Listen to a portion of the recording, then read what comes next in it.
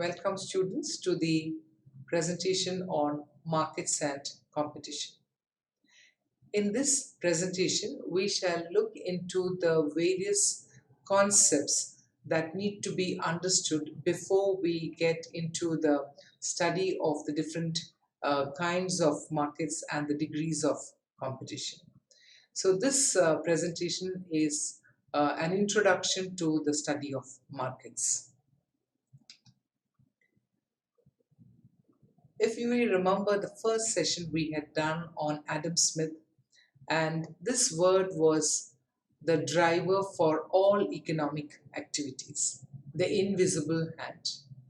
The buyers and sellers are driven by self-interest.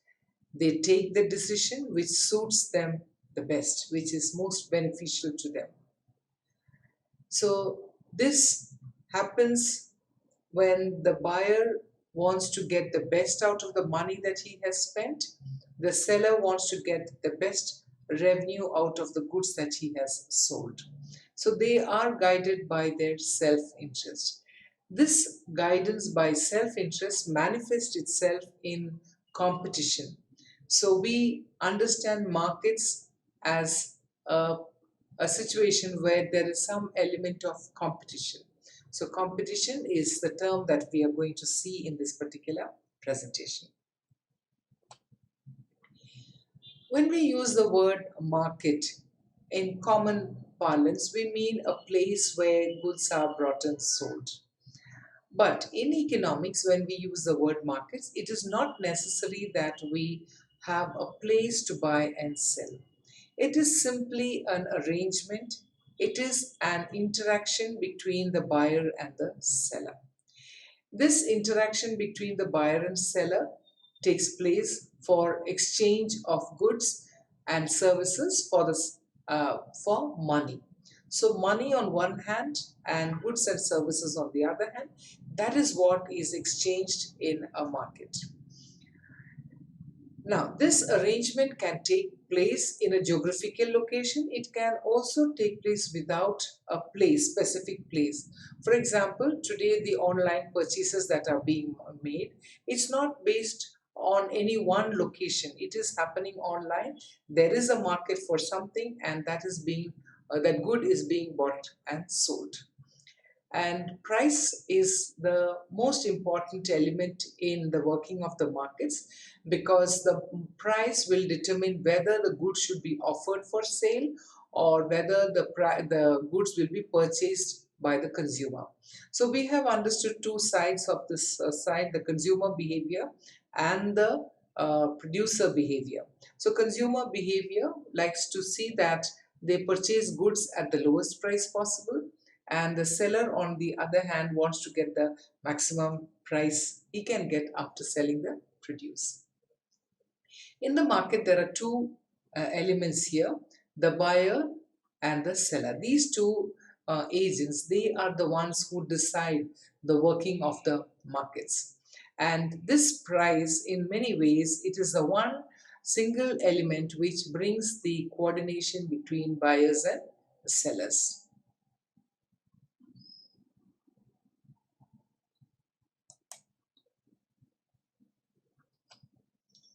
Now let's come to the term competition.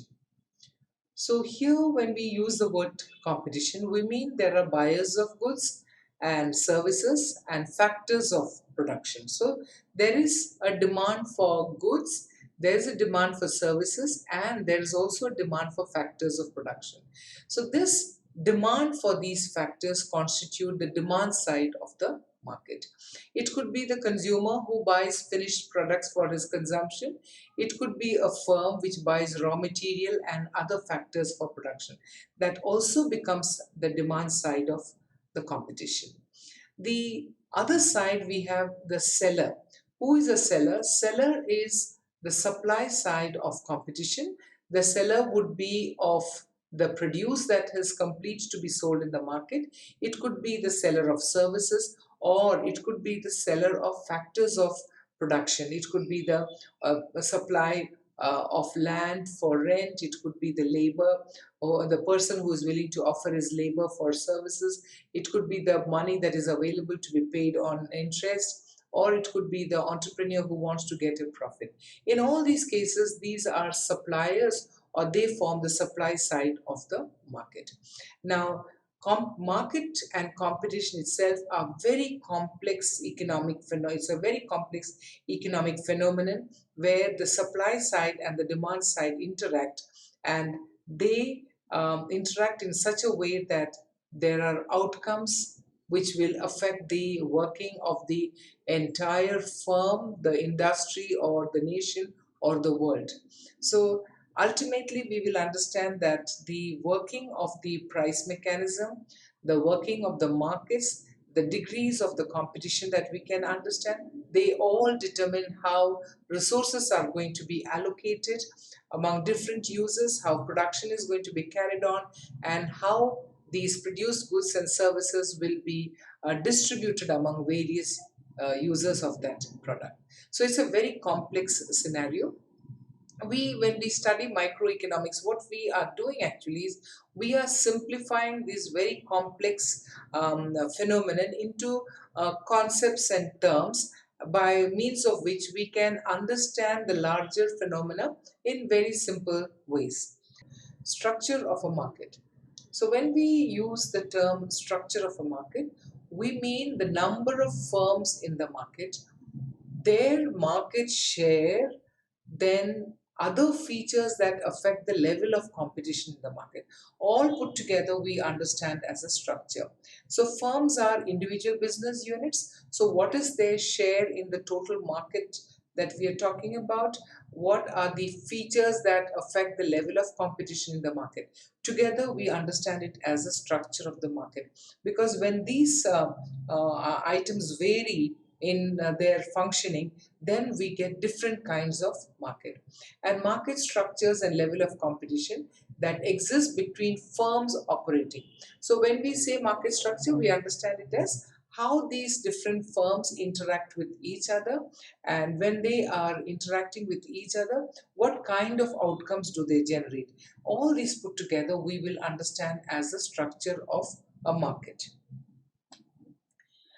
Now let's look at the spectrum of competition. This is another term that you will lead here. What is the spectrum of competition? So competition is between the buyer and seller, we have understood. Now what kind of competition exists between this buyer and seller? There can be different degrees of competition between the buyer and seller. There can be presence of competition, or there can be absence of one or the other type of competition. Now, what do we mean by the presence of competition?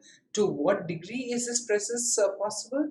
And to what extent is this absence possible? And what kind of absence are we talking about? Now, when we talk about the absence of competition between the buyer and the seller, we can say that the market is concentrated. Or when the firms themselves have not much to compete with, then we can say the market is concentrated. It is seem to be concentrated in a few or just one seller in the market.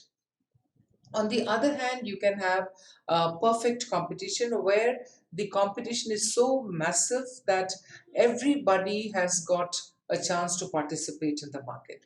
So this spectrum of market essentially talks about the presence or absence of competition. On one hand, it is the complete absence of competition. On the other hand is the full presence of competition. So between these two ends, we can have different degrees of competition.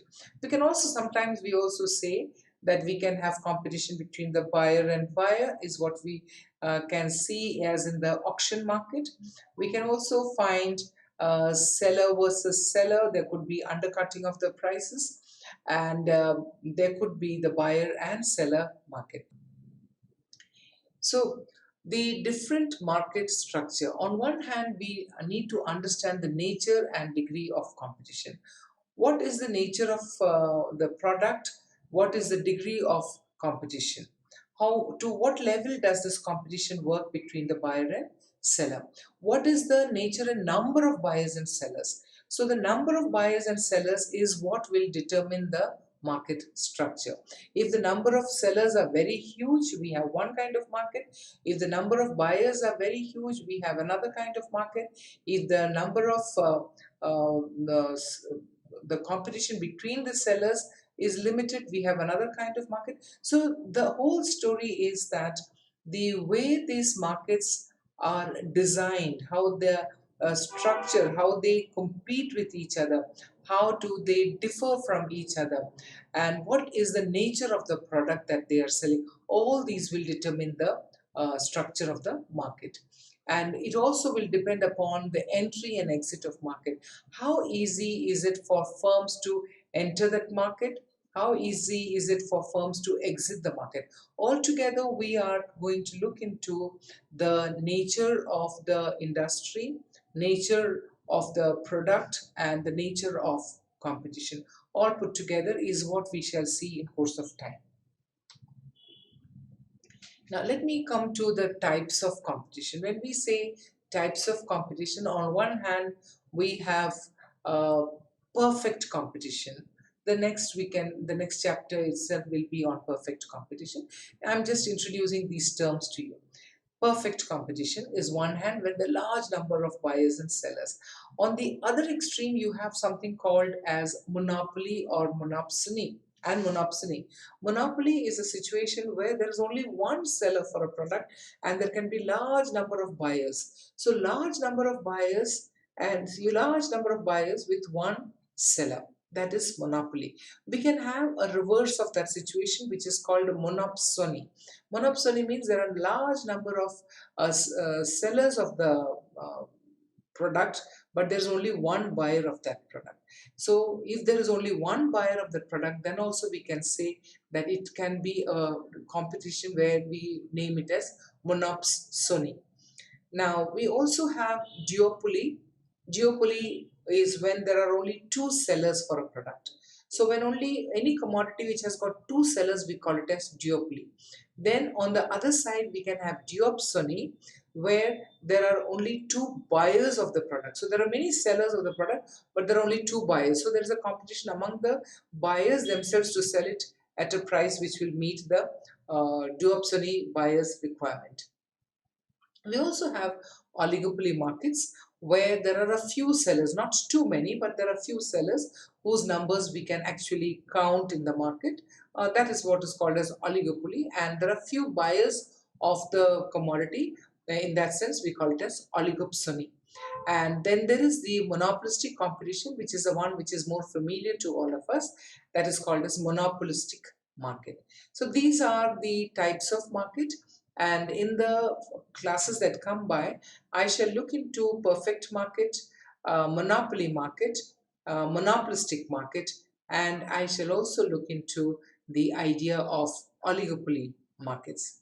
So I would introduce you these terms so that when we do the next lesson, you will be more ready to understand those terms. Concept of equilibrium. The concept of equilibrium is, the word equilibrium is taken from the subject physics, and it talks about a state of rest or no tendency to change. Now, for a firm, it means what is the best profit output. A firm is interested in maximizing its output. So what is that best profit output that firm can produce, so that after that the firm does not have, after having reached that position, the firm does not want to make any changes. Then for an industry, it represents the number of firms constituting the industry remains unaltered. So we will come to the term industry and firm.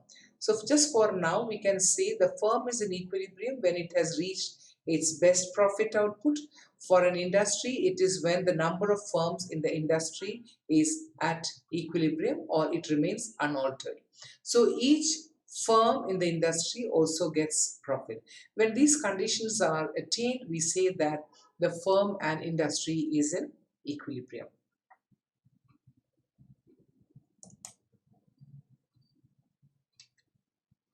Now let's come to this term on firm and industry. What do we mean by a firm? Lipsey gives this Definition: firm is the unit that employs factors of production to produce commodities that it sells to other firms, to households, or to the government. So, a firm is an individual entity, it is a microeconomic entity. It talks about one individual business unit. This individual business unit buys all the factors of production, it uses the resources available to produce goods and services which are ready for consumption by the consumer or by another firm, it is if it is making intermediate goods, or to the government if the government has to purchase them for carrying out its own activities. Government is also a consumer. On the other hand, an industry term is different. In general language, any firm is an industry, but in economics, any firm is not an industry. When we use the term industry, we mean it is a group of firms that sells a well-defined product or closely related set of products. So, when we talk about an industry, that it is a collection of many firms, and these many firms, all of them produce similar products or very closely related products, and that is how we call them as the industry. So the word industry here in economics is different from the word industry we use in general parlance. Now I have given an example here: domestic appliances industry. Now domestic appliances industry means it consists of many firms under that. What are the many firms that under that?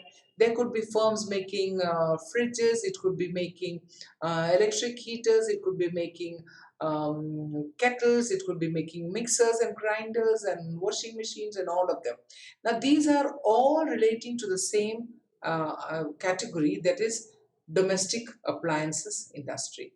So we have under domestic appliance industry, we have Bajaj Electric, one of the firm, Whirlpool, another firm, or any of the names that you can think of. They are all only firms. They are not industries. So they are firms which produce in the larger context of the industry. So that is the difference between firm and industry in economics. And we need to be clear about that, because later we use these terms very easily, but then sometimes it so happens that students don't get the difference between the two, and they don't understand the concept because of that. That is the reason I am doing these terms for you.